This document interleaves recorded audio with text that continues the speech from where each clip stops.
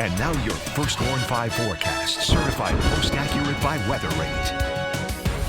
All right, a good Sunday morning, mid-Michigan. We hope you're enjoying your weekend so far. Definitely a hot and humid day yesterday with several severe storms, and it looks like we're going to do it all over again as we get into this afternoon and evening before we'll finally start to see a bigger change in our weather pattern as we go into next week. But for today, we'll start right here, hour by hour heat index. Remember, this is combining your air temperatures and the humidity as we go into the afternoon. Lots of oranges and reds, meaning very hot temperatures as we go into later on today. Looks like our heat index will be a little bit lower than where we did get to yesterday, but still some dangerous heat out there.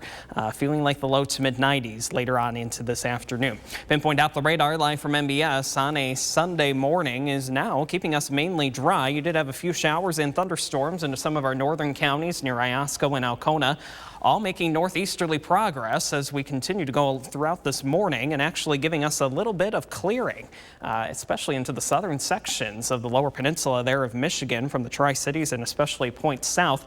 Our attention is going to be turned to a cold frontal boundary on the other side of Lake Michigan near Wisconsin and Iowa, eventually making progress towards us here into the afternoon and evening. That's going to be our lifting mechanism to get some warmer air rising into the atmosphere and will give us some chances for some scattered, possibly strong to severe storms before the weekend is done and over with. Hour by hour for the rest of these next few hours, I think it stays mainly dry, but as we continue to add more sunshine, that will add more energy to the atmosphere as we go later on into today. So just giving more fuel for the possibility of some showers and thunderstorms developing. Model not looking too impressive, but I do think there will be a decent line of some storms moving through by around 4 or 5 o'clock from west to east as we go later on into today. Once we get past midnight tonight, really that cold frontal passage will move on through. Our storm chances will pretty much be depleted down to nothing as we go into your Monday morning. And then once we get into the day on Monday, finally turning the corner. In your forecast, we'll be ushering in a much cooler air mass, quote unquote, at least less humid. You'll definitely notice it, and that's going to pretty much be setting us up for a nice stretch of weather as we go into the brand new week. But until then, we're still holding on to the chance for some strong to severe storms. That actually did just get updated. That is live television for you.